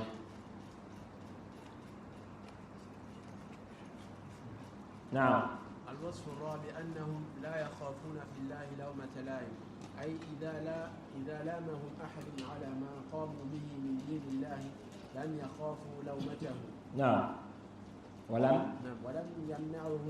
يمنعهم ذلك من القيام بدين الله عز وجل. نعم. Quatrième caractéristique, c'est quoi? Ils ne craignent en Allah aucun blâme d'un blâmeur. Ok? Et ils font quoi? Dans ce qu'ils font de la religion d'Allah. Ok? Ils ne craignent pas quoi? Le blâme d'un blâmeur. Non. Et cela aussi ne les empêche pas, d'établir la religion d'Allah, de faire ce qu'il leur donne de faire. Non. الآية الثالثة قوله تعالى في يونس ألا إن أولياء الله لا خوف عليهم ولا هم يحزنون الذين آمنوا وكانوا يتقون فبين الله تعالى أن أولياء الله تعالى هم الذين اتصفوا بهذين الوصفين الإيمان والتقوى فالإيمان بالقلب والتقوى بالجوارح فمن ادعى الولاية ولم يتصف بهذين الوصفين فهو كاذب. Non. Ensuite le cheikh dit le troisième verset que le cheikh a cité, c'est le verset 62 jusqu'au verset 63 de la sourate 10. Il dit, Allah a dit quoi? Il a dit, les alliés d'Allah, n'est-ce pas, n'auront pas de crainte. Ok? Ils ne seront point affligés. Ceux qui croient et qui craignent Allah, ou ceux qui croient en Allah et qui le craignent. Il dit, Allah a clarifié que les alliés d'Allah sont ceux-là qui ont réuni ces deux caractéristiques, la foi et la piété, ou bien la crainte. Il dit la foi, n'est-ce pas, intérieure, dans le cœur, et la piété, la crainte, au niveau des membres. Ok? Il dit quiconque prétend le statut d'allié et il n'a pas ces deux caractéristiques, c'est un menteur. Non. ثم إن الشيخ رحمه الله بين أن الأمر صار على العكس عند أكثر من يدعي العلم وأنه من هداة الخلق وحفاظ الشر فالولي عنده من لا يتبع الرسل ولا يجاهد في سبيل الله ولا يؤمن به ولا يتقي. Non. Il dit ensuite le cheikh a clarifié que les choses ont été inversées chez la plupart de ceux qui prétendent la science. Ok? Et qui prétendent être des guides pour les créatures et des gardiens de la législation. Il dit l'allié, le wali, chez eux, c'est celui qui ne suit pas les messagers, qui ne combat pas dans le sentier d'Allah, qui ne croit pas au prophète et qui ne le craint pas. Non. ويحسن بنا أن ننقل هنا ما كتبه شيخ الإسلام ابن تيمية رحمه الله تعالى في رسالته الفرقان بين أولياء الرحمن وأولياء الشيطان ونسوق ما تيسر منها. Non. Le cheikh dit ici, il nous convient de citer ici ce qu'a écrit Ibn Taymiyyah dans son traité intitulé La démarcation, la distinction, la différence entre les alliés de celui qui possède l'immense miséricorde et ceux du diable, les alliés du diable. Ok? Le cheikh l'Islam Ibn Taymiyyah a écrit un livre où il parle des caractéristiques, des choses qui distinguent les alliés d'Allah des alliés du diable. Parce que le diable aussi a des alliés. Ok? Donc le cheikh a dit qu'il va citer quelques paroles du cheikh l'Islam Ibn Taymiyyah qu'il a mentionné dans son livre. Il dit, nous mentionnons ce qui nous est possible, facile, n'est-ce pas, à mentionner ici. Donc il va citer des propos du cheikh l'Islam Ibn Taymiyyah et c'est vraiment long ici. Non, rapidement. في كتابه وسنة رسوله صلى الله عليه وسلم أن لله أولياء من الناس وللشيطان أولياء ففرق بين أولياء الرحمن وأولياء الشيطان فقال تعالى ألا إن أولياء الله لا خوف عليهم ولا هم يحزنون الذين آمنوا وكانوا يتقون لهم البشرى في الحياة الدنيا وفي الآخرة لا تبديل لكلمات الله ذلك هو الفوز العظيم وذكر أولياء الشيطان فقال Ensuite, le cheikh a commencé à citer les propos du cheikh l'Islam Ibn Taymiyyah. Ok? Il dit ici que le cheikh l'Islam a dit, Allah a clarifié dans son livre et la sunna de son messager que les alliés, n'est-ce pas, qu'Allah a des alliés parmi les gens. Allah a des alliés parmi les gens. Des gens qui sont proches d'Allah. Des gens qu'Allah aime et qu'il secourt. Il dit, et le diable aussi a des alliés. Ensuite, il dit, Allah a fait la différence entre les alliés de celui qui possède l'immense miséricorde et les alliés du diable. Il a dit, certes, les alliés d'Allah n'auront pas de crainte et ils ne seront point affligés. Ceux qui croient et qui craignent Allah. Ok? Il dit, ils auront quoi? La bonne nouvelle. Il y a pour eux une bonne annonce dans la vie d'ici-bas et dans l'au-delà. Ok? Ensuite, il a dit, il n'y aura pas de changement aux paroles d'Allah. Voilà l'énorme succès. Ici, là, quand il dit, ils auront une bonne annonce dans la vie d'ici-bas. Le cheikh Ibn Uthaymin, dans son explication de Riyad al-Salihin, il a expliqué que la bonne annonce ici-bas, c'est quoi? C'est en catégorie. Donc, les alliés d'Allah, ceux qui sont alliés d'Allah, qui ont cru, ils craignent Allah, ils auront la bonne nouvelle ici-bas et dans l'au-delà. Ici-bas, il dit, par exemple, le rêve, ok? Le bon rêve. Quelqu'un va faire un rêve, n'est-ce pas, où, par exemple, il voit qu'il entre au paradis, qu'il va rentrer au paradis. Ok? Ça, c'est quoi? La bonne annonce, c'est la bonne annonce ici-bas. Donc, l'allié d'Allah, il peut faire un rêve où il voit qu'il rentre où? Il rentre au paradis. Ou bien quelqu'un a fait un rêve. Quelqu'un d'autre a fait un rêve où il le voit lui, qu'il est rentré au paradis. Ok? Qu'Allah lui a pardonné. Ça fait partie de quoi? La bonne annonce. Donc ça peut être à travers cela. Donc Allah dit ici qu'ils auront la bonne annonce. Ils auront une bonne annonce ici-bas. Le chef Ibn Uthaymin dit la bonne annonce ici-bas là, c'est en catégorie. Parmi ces catégories, parmi ces choses, il dit ça peut être quoi? Le rêve. Il dit aussi parmi ces choses, l'éloge. Ok? L'éloge des bonnes personnes, des gens de bien. Ok? L'éloge des gens de bien. Ça peut être aussi, n'est-ce pas, ça peut rentrer dans cela. Ok? Donc, le fait que les gens de bien lui fassent des éloges, ça c'est quoi? C'est une bonne annonce. Ok? Et ici, là, on avait déjà parlé de ça dans le Sharh de Barbahari. On avait dit que l'éloge qu'on prend en compte, ok, qui est un bon signe, c'est l'éloge des gens de bien, les gens de la sunna. Ce n'est pas l'éloge des innovateurs ou bien l'éloge des ignorants. Ok? C'est pourquoi le cheikh Ibn Uthaymin, dans Riyad al-Salihin, il dit quoi? Il dit ici, là, à la page, au tome 6, page 61. Ok? Il dit ici, parlons donc de quoi? Des catégories de bonnes annonces là, pour les alliés d'Allah. Il dit, وَمِنْ ذَلِكَ أَيْضًا أَنَّ أَهْلَ الْخَيْرِ يُثْنُونَ عَلَيْهِ وَيُحِبُّونَهُ وَيَذْكُرُونَهُ بِالْخَيْرِ. Il y rentre dedans le fait que les gens de bien fassent ces éloges, ok, et que les gens de bien l'aiment, ils le mentionnent en bien. فَإِذَا رَأَيْتَ أَنَّ أَهْلَ الْخَيْرِ يُحِبُّونَكَ وَيُثْنُونَ عَلَيْكَ بِالْخَيْرِ فَهَذِهِ بُشْرَى لِلْإِنسَانِ أَنَّهُ يُثْنَى عَلَيْهِ مِنْ أَهْلِ الْخَيْرِ. Il dit, si tu vois que les gens de bien te font des éloges, ils t'aiment, ils te mentionnent en bien, il dit ça c'est une bonne annonce, le fait que des gens de bien te fassent des éloges. Il dit وَلَا عِبْرَةَ بِثَنَاءِ أَهْلِ الشَّرِّ وَلَا قَدْحِهِمْ. Il dit, on ne prend pas en compte l'éloge des gens du mal, ni leur dénigrement. Ok? Quelqu'un maintenant, il est dans un pays. Dans le pays là, il y a très peu de salafis. Ce qui fait que ceux qui parlent de lui en bien là, ce sont les salafis. Les innovateurs ne l'aiment pas. Ok? La majorité des gens qui sont dans le pays, ce sont des innovateurs. Ça, ce n'est pas un signe qu'il est garé. Ok?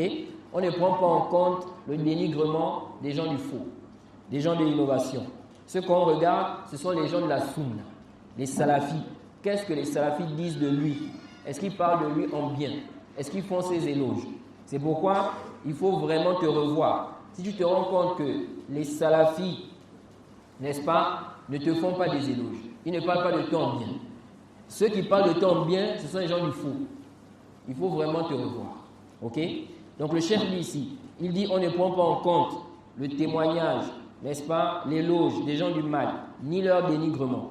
لأنهم لا ميزان لهم. Ok? ولا تقبل شهادتهم عند الله. Il dit car ils n'ont pas de balance. Ok? Ils ne jugent pas selon la bonne méthodologie, selon les critères corrects, justes, qui permettent de juger quelqu'un comme étant quelqu'un de bien. Parce qu'eux-mêmes déjà, ils sont égarés. Donc leur balance pour déterminer, pour faire des éloges, elle est quoi? Elle est biaisée. Ok? Elle n'est pas bonne. Par exemple, il y a des gens, ils vont se baser sur le fait que quelqu'un, par exemple, n'est-ce pas? Quelqu'un, par exemple, il a beaucoup de suiveurs.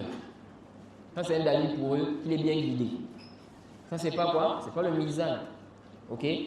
Donc, on ne prend pas en compte le témoignage des gens du mal, des gens égarés. Parce que eux, déjà, leur balance pour faire les éloges là, elle n'est pas bonne. Ok? Ils font des éloges sur base des critères qui ne sont pas des critères qu'on doit prendre en réalité en compte pour dire que quelqu'un est bien, qu'il est bien guidé. Ok? Ensuite, le cheikh a dit, on ne prend pas en compte également leur dénigrement. Donc, si les gens du faux, les innovateurs, dénigrent quelqu'un, ça n'a pas de valeur. Ok?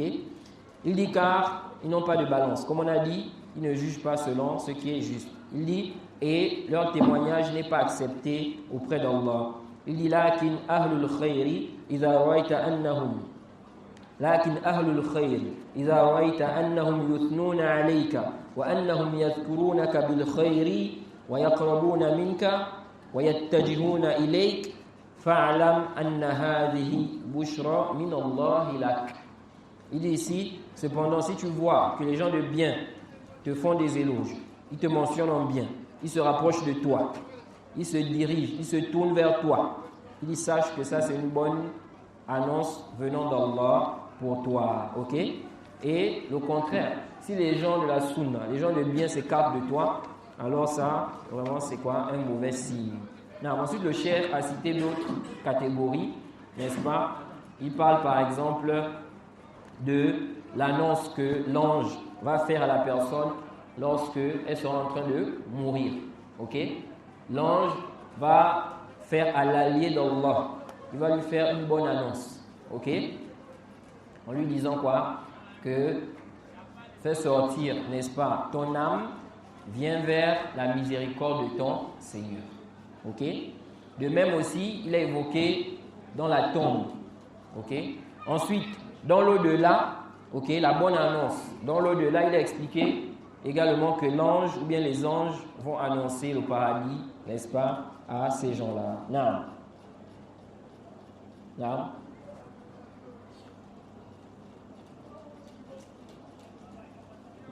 Oui. Wa zakara awliya ash-shaytan.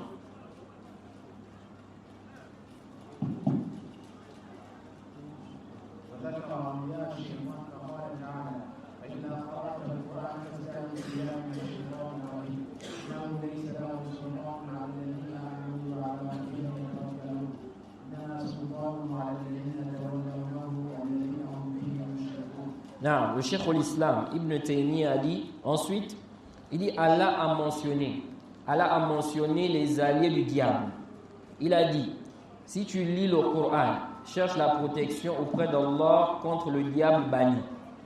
Car, n'est-ce pas, il n'a aucun pouvoir sur ceux qui croient et placent leur confiance en Allah. Il n'a de pouvoir que sur ceux qui le prennent pour allié et qui deviennent associateurs à cause de lui. Ok?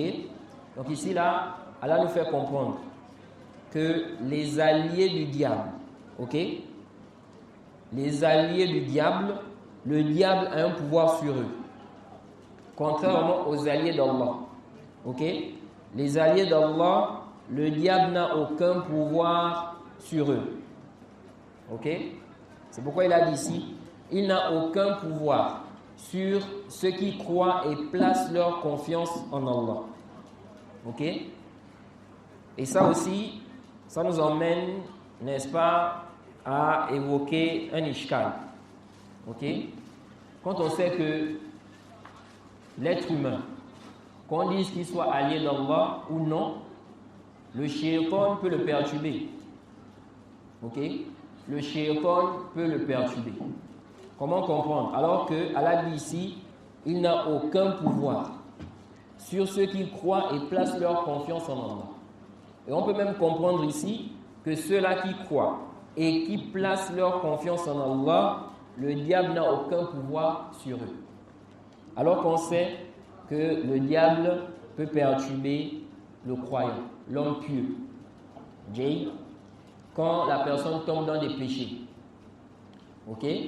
Parmi les choses qui font que la personne tombe dans le péché, on a quoi? On a le diable, le shaitan. Ok? On a quoi? Le shaitan qui enjolive, qui incite la personne à désobéir à Allah. Donc comment comprendre ici le fait, n'est-ce pas, qu'Allah dise il n'a aucun pouvoir sur ceux qui croient et placent leur confiance en Allah.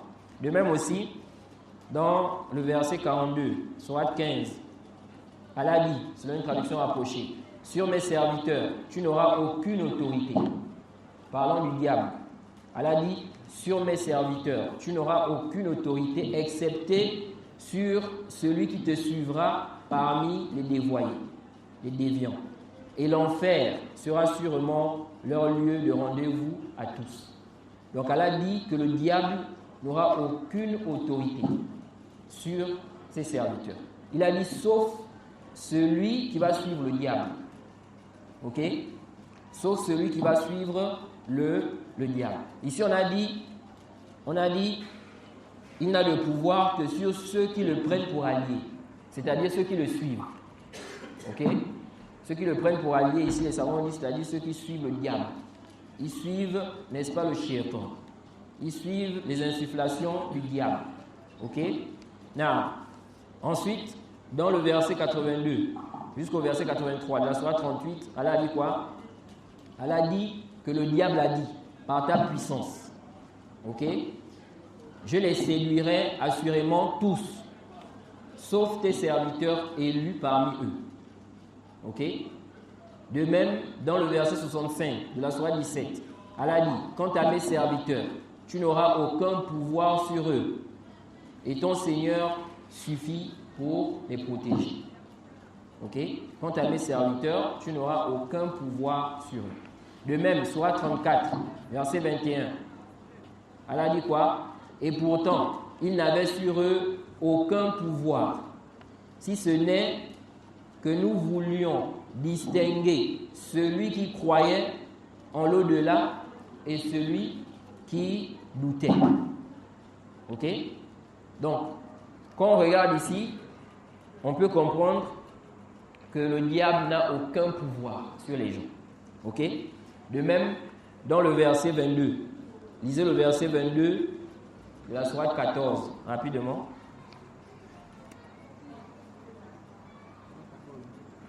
Sourate 14, verset 22. Et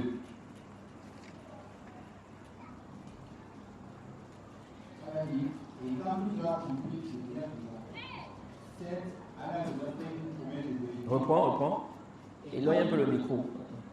Et quand tout sera accompli, le diable dira, certes, Allah vous avait fait une promesse de vérité. Tandis que moi, je vous ai fait une promesse que je n'ai pas tenue. Je n'avais aucune autorité sur vous, si ce n'est que je vous ai appelé et que vous m'avez répondu. Ne nous faites donc pas de reproches, mais faites-en à vous-même. Je ne vous suis d'aucun secours et vous ne faites aucun secours. Je vous redis de moment j'ai été associé à Hawa. C'est un châtiment de nous. Oui. Donc après avoir égaré les gens, Allah dit ici là, n'est-ce pas, parlant du diable, il dit, et quand tout sera accompli, le diable dira, le shaitan va dire, certes, Allah vous avait fait une promesse de vérité, tandis que moi, je vous ai fait une promesse que je n'ai pas tenue. Il dit, je n'avais aucune autorité sur vous. Je n'avais aucune autorité sur vous, aucun pouvoir sur vous. Si ce n'est-ce pas, que je vous ai appelé et que vous m'avez répondu. C'est tout. Ensuite, il dira, ne me faites donc pas de reproches, mais faites-en à vous-même. Je ne vous suis d'aucun secours et vous ne m'êtes d'aucun secours. Je vous renie de m'avoir jadis associé à Allah. Certes, un châtiment douloureux atteint les injustes, les associateurs. Donc vous voyez ici que le diable va dire qu'il n'avait aucun pouvoir. Quand on regarde ce verset-là, et puis, n'est-ce pas, le verset 21 de la sourate 34, on comprend quoi? Que le diable n'avait aucun pouvoir même sur ses alliés. Vous voyez? Parce que les gens là, il s'agit des gens qui ont suivi le diable. Il leur dit, je n'avais aucun pouvoir sur vous. Et ici là, Allah dit, dans le verset 21 de la sourate 34, et pourtant, il n'avait sur eux aucun pouvoir. Si ce n'est que nous voulions distinguer celui qui croyait en l'au-delà et celui qui doutait. Comment comprendre? Comment comprendre, n'est-ce pas, qu'ici là, on est en train de dire que le diable n'avait aucun pouvoir sur les gens.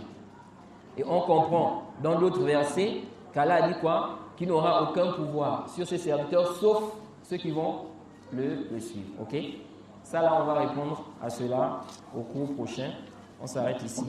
On demande qu'Allah nous facilite. Je vous demande aussi de faire des recherches par rapport à ça. Comment comprendre, n'est-ce pas, cela? Ok? Donc demain, Inch'Allah, vous allez emmener la recherche.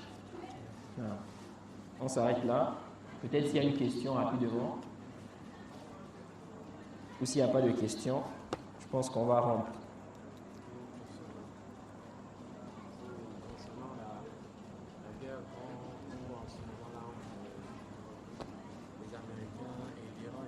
Quelle est la position du musulman par rapport à ça? Parce que nous sommes en train de blâmer l'Arabie Saoudite, ils ont des bases militaires américaines chez eux. Donc, on va voir la position du musulman par rapport à ces problèmes. Tout d'abord, ce genre de masaïl, ce genre de questions, lorsque ça arrive, on doit faire ce qu'Allah nous a demandé de faire dans son livre. Dans la sourate Nisa, وإذا جاءهم أمر من الأمن أو الخوف أذاعوا به ولو ردوه إلى الرسول وإلى أولي الأمر منهم لعلمه الذين يستنبطونه منهم. Elle a dit, lorsqu'une nouvelle alarmante, n'est-ce pas, leur parvient, ok, il la diffuse, il la propage. S'ils avaient renvoyé cela aux messagers et à ceux-là qui font des recherches et qui font des déductions, ils auraient su ce qu'il y a à quoi à propager, ok. Dans ce genre de masaïl, n'est-ce pas, les gens ne doivent pas s'exprimer dans ça sans revenir aux gens de science. Parce que ce sont des grandes affaires qui concernent la Ummah, la communauté. Et aussi parce que ce sont des choses qui nécessitent, n'est-ce pas, une analyse. Ok? Et donc, ce genre de masaïl, ce que je conseille, c'est de chercher à savoir qu'est-ce que les gens de science, qu'est-ce que les savants disent par rapport à la situation. Et si les savants ne se sont pas exprimés, ok, pour dire ceci ou cela, les gens, n'est-ce pas, ne doivent pas dévancer les savants. C'est ce qu'on peut dire par rapport à cette question-là. Donc nous disons que les gens ne doivent pas parler sans science, plutôt ils doivent revenir aux gens de science. Allahu a'lam. Na'am. Wa subhanaka Allahumma bihamdik wa ashhadu an la ilaha illa anta astaghfiruka wa atubu ilayk.